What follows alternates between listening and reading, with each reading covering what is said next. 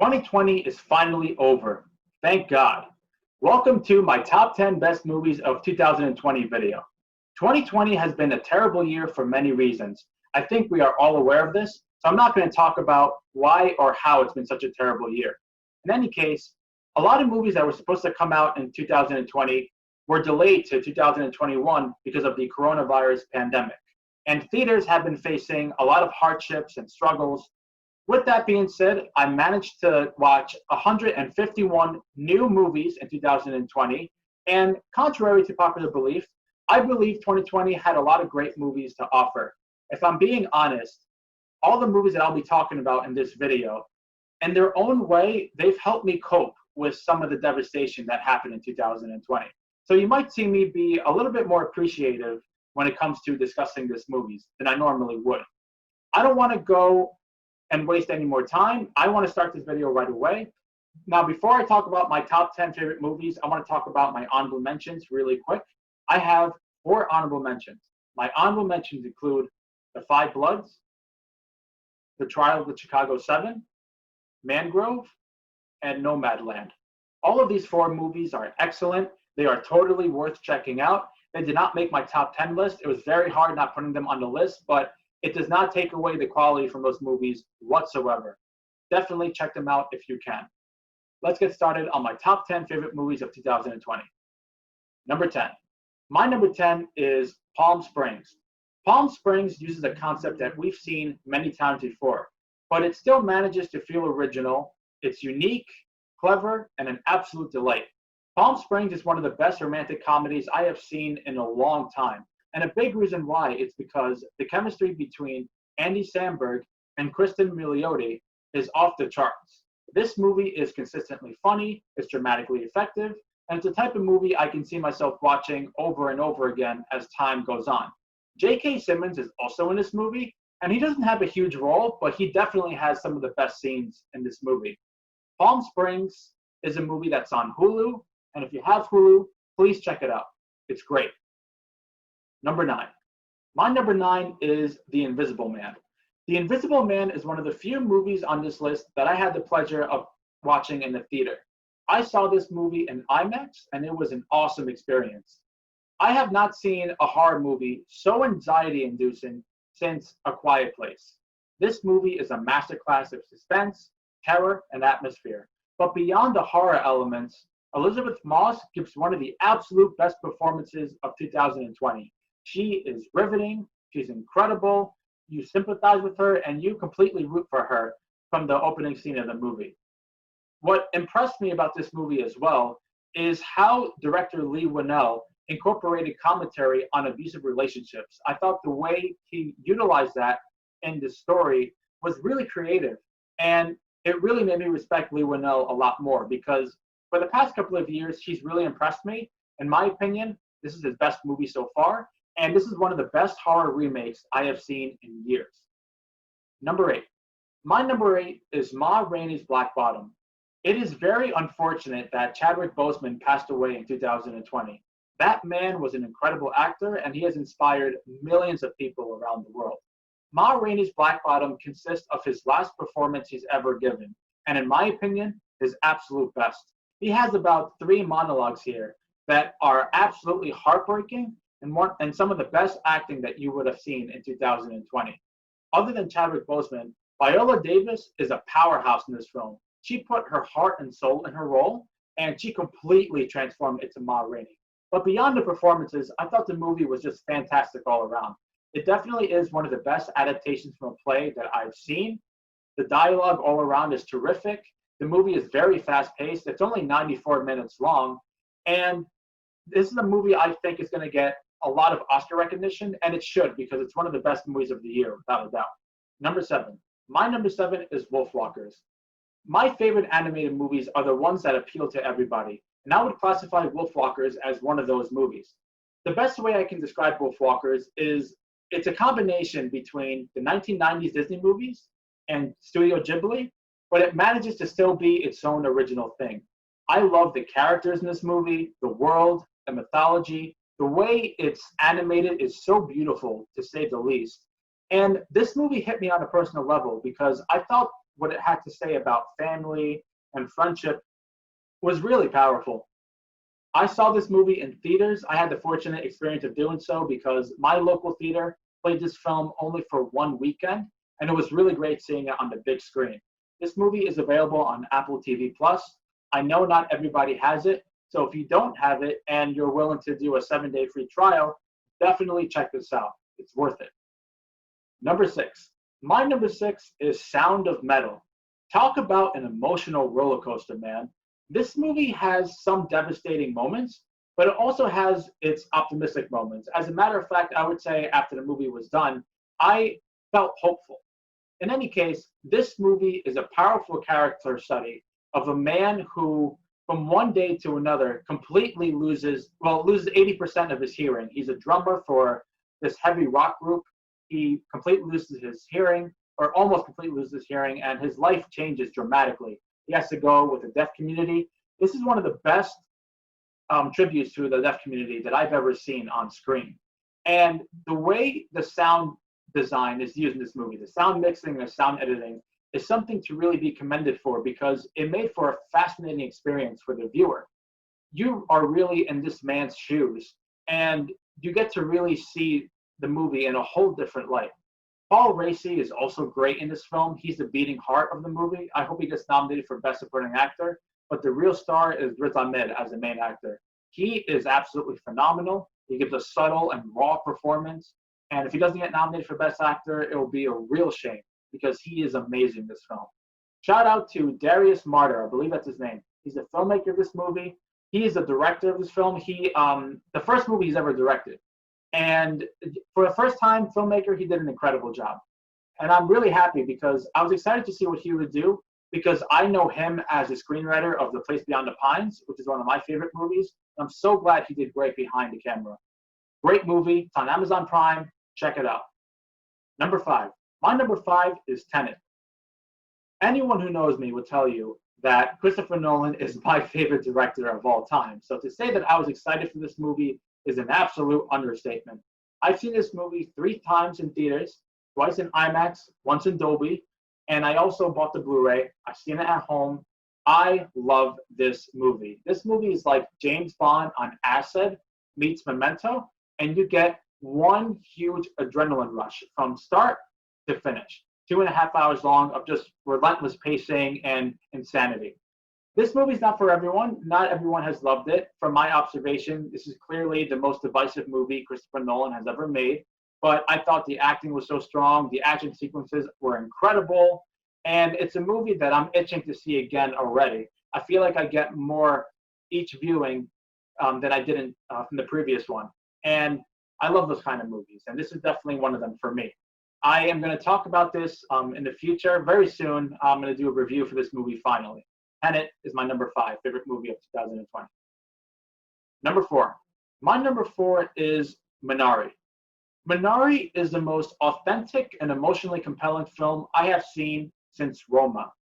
Minari is the type of movie that had my eyes glued on the screen, and once it was over, I had to meditate for about 5 minutes and really think about what I just watched. The cinematography in this movie is so gorgeous, and everything from a filmmaking standpoint and the way it's acted and the way it's written is really something that just completely blew me away. And I felt like a fly on the wall, observing absolutely everything because of how real everything felt. For you Walking Dead fans, the actor who plays Glenn is the main actor in this movie, and he delivers one of the best performances of 2020. It's another quiet and subtle performance, but he delivers so much emotion without really saying much because I don't want to say this movie is doesn't have enough dialogue or anything, but it really is a type of movie that actors convey a lot of their body language, their facial expressions, and I think it really makes for a more fascinating experience for the viewer. In any case, this movie is funny. It's also heartbreaking. It's one of those slice of life movies. So if you're not into that, you might not be into this. This is not a fast-paced movie by any means, but I thought the pacing really suited the narrative perfectly. And this is a remarkable film. It's a film that I can't wait to see in theaters. It's going to come out in more theaters in February, and I'm definitely going to be there because A24 is a company that is consistent for the most part, and this is one of the best movies in my opinion. A beautiful movie, another directorial debut, and yeah, I loved it. Number three. My number three is The Father. I was completely blown away by how good this movie was.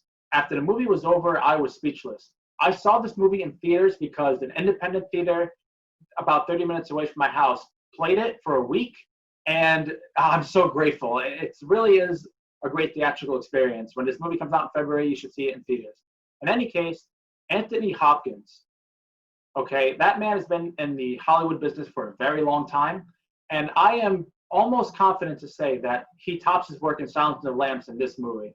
I know it's a really bold statement. I have to see this movie again to really, confirm that, but I'm almost ready to say that. In any case, he is phenomenal in this film. Olivia Colman is great. This movie does not feel Hollywoodized at all. And I guess that makes sense because the director, Florian Zeller, is not American, and he makes the movie about dementia in such a unique way. Often when we see movies about dementia, we usually see through the eyes of a character who is looking out for the person with dementia. This movie puts you in the shoes of Anthony Hopkins' character who does have dementia, and you feel disoriented because you're watching the whole movie through his eyes. It really made for such a fascinating and unique experience. And this is more of an immersive movie than Sound of Metal. This is the most immersive movie I've seen all year. This movie is 97 minutes long, which is perfect. It never feels too long. It never feels too short. I'm so glad that the director knew exactly how long to make this movie, how detail-oriented it is. And look, I think it's going to be between Anthony Hopkins and Chadwick Boseman for Best Actor. I think Boseman is winning, which I'm not mad about at all. But if Hopkins wins, I'm not going to be mad either, man. He's incredible. I mean, one of the best performances I've seen in a long time. And look, let me just cut the shit right now, okay? I know most of you are thinking, with a movie like The Father, it's about dementia, Anthony Hopkins. It's going to be one of those movies that only Oscar voters are going to like, and maybe hardcore film fans, and everyone else is going to be alienated. I'm telling you right now, it's not the case. Get that idea out of your head. See this movie when you can, because it's phenomenal. Another directorial debut. This was a hell of a year for directorial debuts, man. What can I say? But I thought this movie was a masterpiece. This movie's amazing. Loved it. Definitely check it out when it hits theaters worldwide or nationwide in February. Number two. My number two is Promising Young Woman. Talk about a wild ride. I've heard praise for this movie throughout the entirety of 2020, and I was still not prepared for how great this movie was going to be. This is hands down the most unpredictable movie that I've seen all year in 2020. This movie surprised me consistently. Everything I thought was going to happen, the movie did a 180. Then when I thought that particular thing was going to happen, it does another 180. This movie really consistently surprised me throughout. This movie swings for the fences. I'm going to be very blunt with you guys. This movie does not give a flying fuck what you think. And I commend it for that. This movie is so confidently directed. It's raw and it's content. And Carey Mulligan, who I've always admired as an actress, I thought consistently she's given great years throughout her career. But this is the career. The performance best. This is the best performance of her career. Hands down. I mean, no question about it. She really swung for the fences in this one, and she better get nominated for Best Actress. That's all I'm going to say. Her character is one of my favorite characters of the entire year as well. And this is the type of movie that the less you know, the better it'll be for you. It's in theaters right now as I'm making this video. If theaters are open near you, and if you feel safe to go, watch this in theaters, because this is the type of movie you're going to want to talk about with other people, because it brings in so many themes that are relevant to our society into this movie, and the way it tackles it in this film is absolutely mesmerizing. The screenplay is one of my favorite screenplays of the year. It's able to balance so many genres so well. It doesn't feel tonally messy, at least not in my opinion. And I thought the ending was awesome. Not everybody's going to love the ending, but I loved it. I love this movie from start to finish. Promising Young Woman is yet another directorial debut. Whew. Movie's awesome. Great movie. It's not my number one, obviously, but it's very close. It was very close to being my number one. And I guess that leads to my favorite movie of 2020. So number one, my favorite movie of 2020 is Soul. Pixar's Soul. This is the first time an animated movie has been my favorite movie of the year since maybe 1995 since Toy Story. It's been a hell of a time. But look, I'm gonna be honest with you guys. Soul is a movie I was very excited for because number one, Pixar has always been one of my favorite studios. Number two, I love the trailers. And number three, probably the one thing that made me the most excited, director Pete Docter. Pete Docter is one of the absolute best directors of animation working today. Top three, easily. Top three, maybe even top two. In any case, this man delivered another animated masterpiece, another masterpiece in general. And this is the type of movie we really needed to see in 2020. 2020 is a year that we have suffered a lot in our own ways. Obviously, some more than others. But this movie offers a lot of insight. It offers a lot of hope. And in that way, it feels a lot more mature and emotional than you might have anticipated. This is definitely one of the more mature movies. In any case, the animation is absolutely stunning, to say the least. It's so crazy how Pixar manages to improve upon their animation, even when their animation in the past has been so incredible, but they still find their ways to up the game. And the score is absolutely brilliant. This and Tenet, for me, have the best scores of the year, but I think I prefer this over Tenet, which is saying a lot. In any case, the characters are amazing. It's so funny.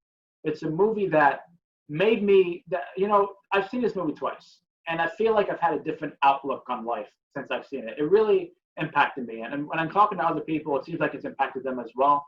This is like, for me, it's an experience more than a movie, right? And it's so entertaining. And Jamie Foxx, Tina Fey, absolutely phenomenal. Man, I can't praise this movie enough. Soul, to me, is the best animated film since Toy Story 3.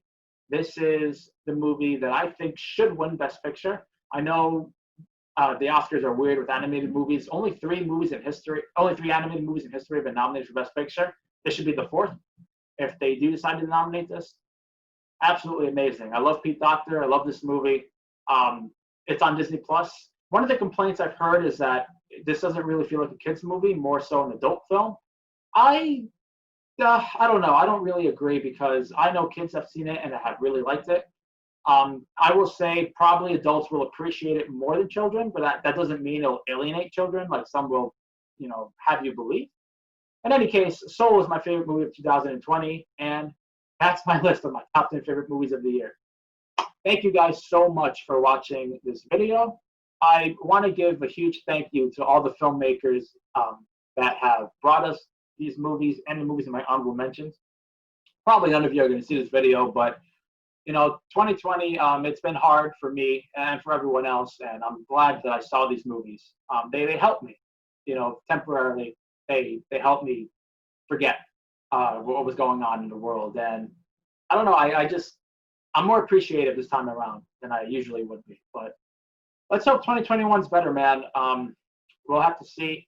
So some more videos on this channel coming soon, and thank you guys so much. I hope you guys had a good holiday. I know the holidays were a little different this year, but let's hope for the best for 2021. We survived 2020.